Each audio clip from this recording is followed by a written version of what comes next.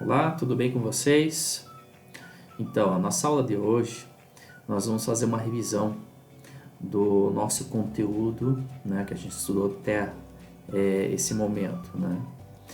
Então, vai ser uma série de conteúdos que nós vamos falar aqui, vai ser um processo dinâmico, né? A gente vai mudar bastante aqui os conteúdos, então eu gostaria que vocês acompanhassem, prestem atenção, vamos seguir o raciocínio aqui, que daí a gente vai conseguir caminhar na nossa revisão de hoje, ok?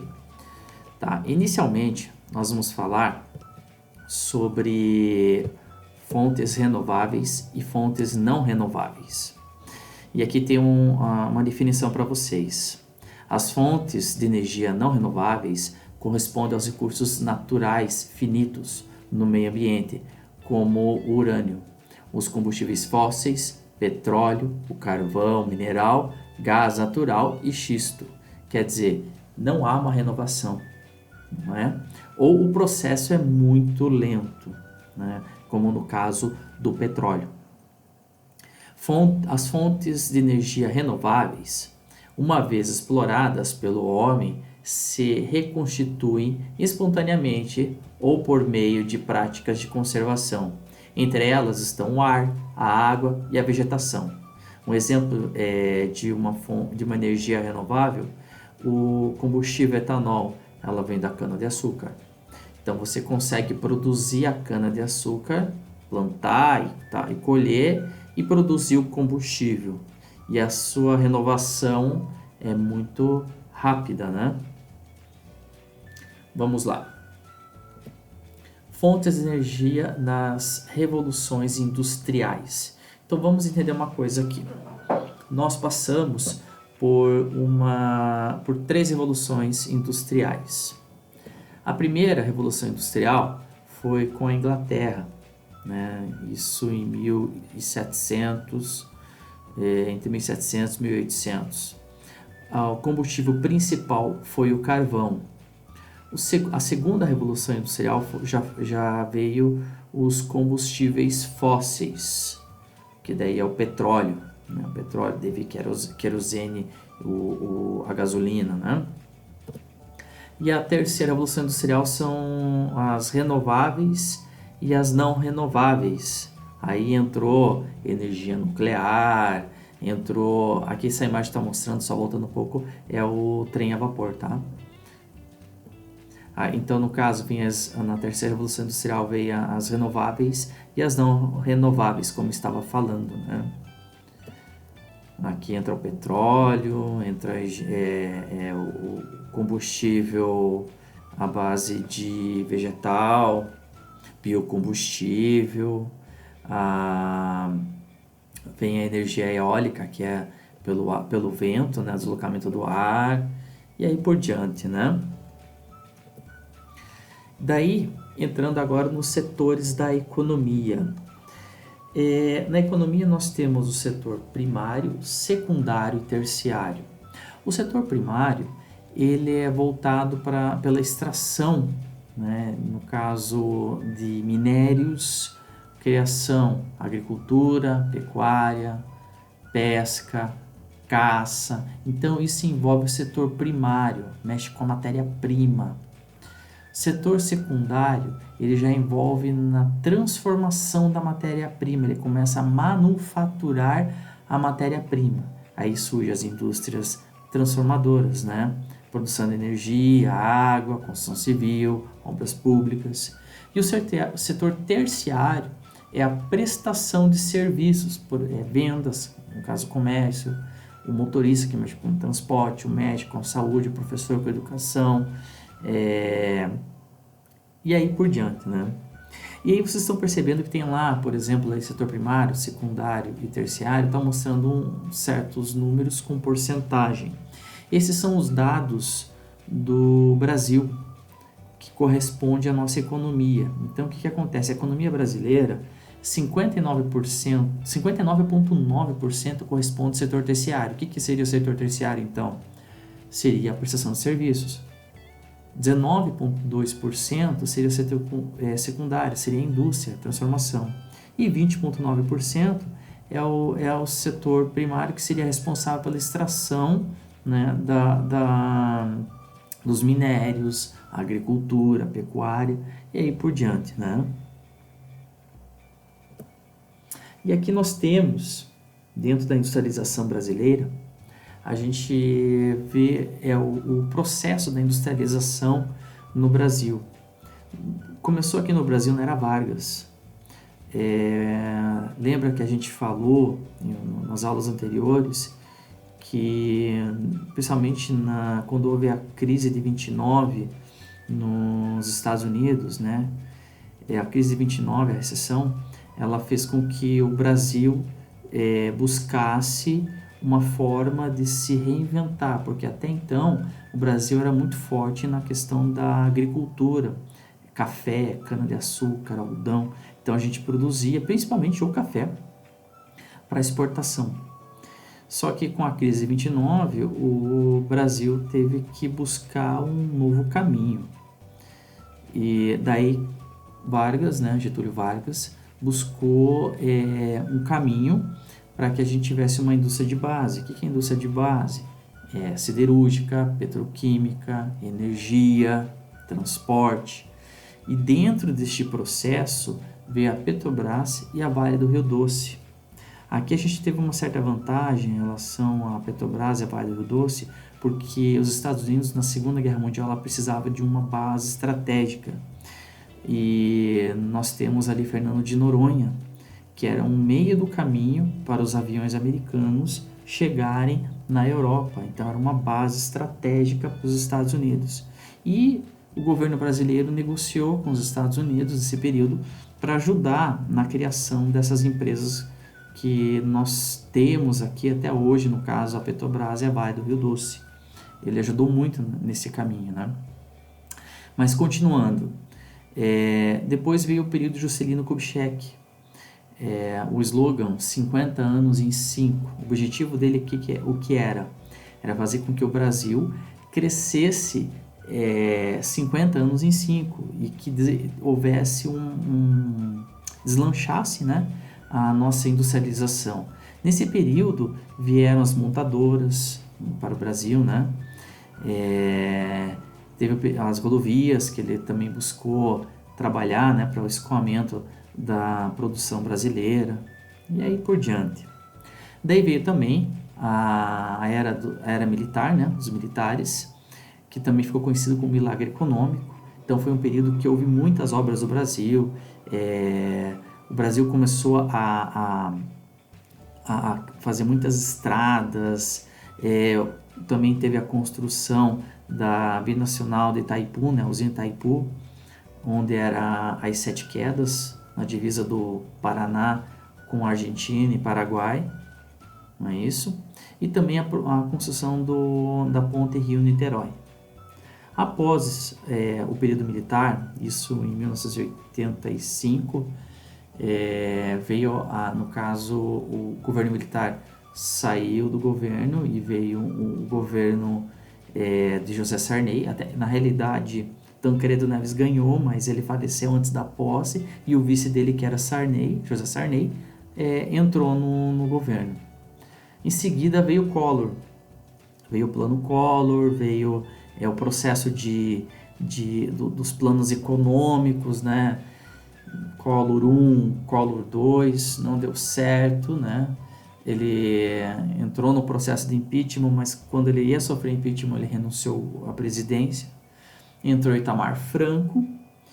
Itamar Franco veio com um plano econômico, que veio essa equipe econômica que veio encabeçada pelo ministro da Fazenda na época, que era o Fernando Henrique Cardoso. Esse plano econômico veio o processo da implantação da moeda real, do real, que nós conhecemos hoje, a nossa moeda, e nesse processo que foi em 94, que foi introduzida definitivamente a nossa moeda, bem na Copa do Mundo de 1994, tá? Nesse período, o Fernando Henrique Cardoso ele virou candidato e se tornou presidente da República, né? E ele foi eleito, até mesmo porque o plano econômico foi um sucesso, né, no período. E nesse período que ele entrou, ele veio com uma política do neoliberalismo, né, das privatizações. Então, quer dizer, nesse período houve privatização das telecomunicações, veio a questão também, a Vale do Rio Doce foi privatizada nesse período. Então, foi um período que começou uma desestatização do Brasil, né? Muitas empresas que eram estatais foram leiloadas para iniciativa privada, e uma delas foi a nossa telecomunicação, que foi, no caso, a Embratel, no Paraná foi a Telepar, e aí por diante, né? Então a gente viu que foi um processo que abriu o mercado para a iniciativa privada também, né?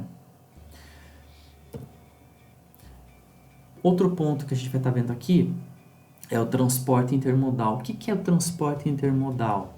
É a integração, como a gente está vendo ali, né? A integração de duas ou mais modalidades de transporte de cargas e passageiros. Então, quer dizer, é um sistema de transporte não só para a mercadoria, mas também para a população, passageiros, né? E a gente vê isso que, a partir de 2002, foi criado, né, o Departamento Nacional de Infraestrutura e Transporte, o DNIT, né, que até hoje é responsável, né, para trabalhar essa questão logística, né.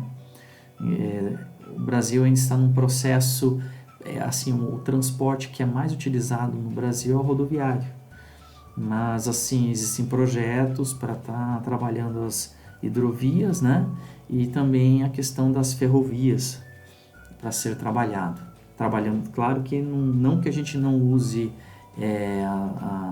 as ferrovias, né? A gente usa nossas ferrovias, porém ainda está num processo, se for comparar com outros países, ainda é um pouco atrasado em relação a isso, né? E os meios de comunicação.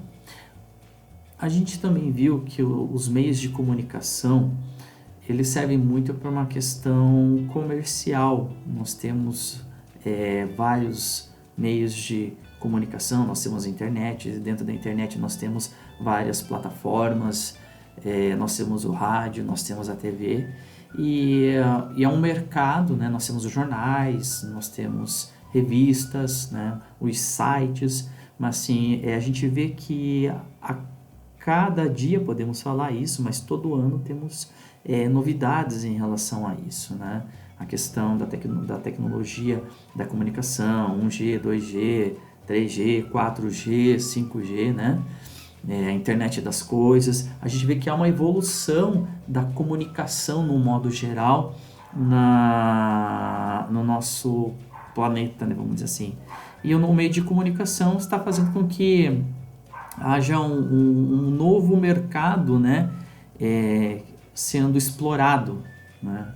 A gente está vendo que está crescendo a cada dia e tem ainda um caminho longo pela frente ainda.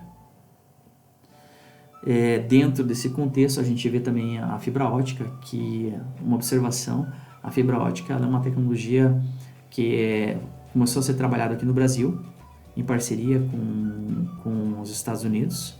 Então, assim, é um meio de comunicação que não perde os dados, né? A fibra ótica ela é bem fina, comparado a um fio de cabelo quase. E, assim, a informação não se perde, né? Há uma comunicação. E também a questão de satélites, principalmente agora, né? 2020, né? O satélite está sendo trabalhado mais ainda, porque ela tem a finalidade de trabalhar com transmissão da TV para canais de TV, sinal de TV, rádio, GPS, até então e tudo isso que estou falando já é trabalhado, né, em relação à meteorologia.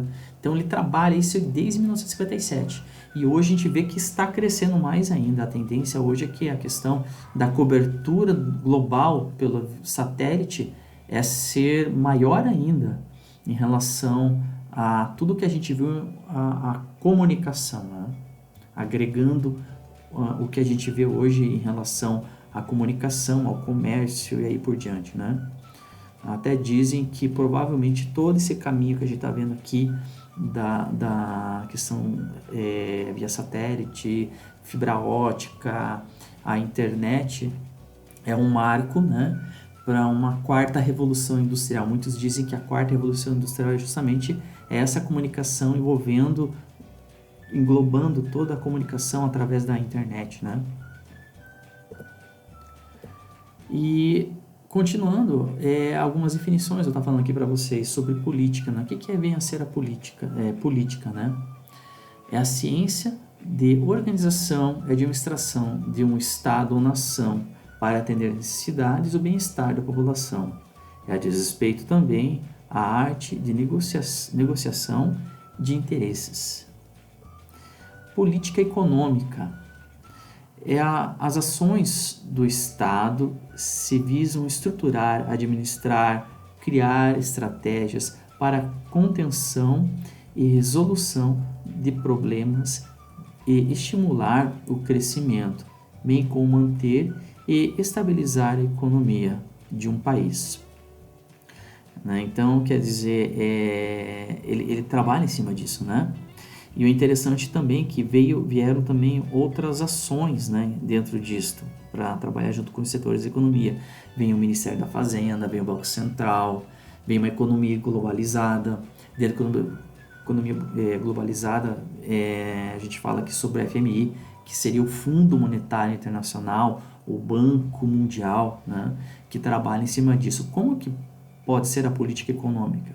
Por exemplo, para um país como o Brasil pegar um dinheiro emprestado, por exemplo, do FMI, que o Brasil há muitos anos pegou dinheiro emprestado do FMI. Hoje não, né? Hoje ali não tem esse empréstimo.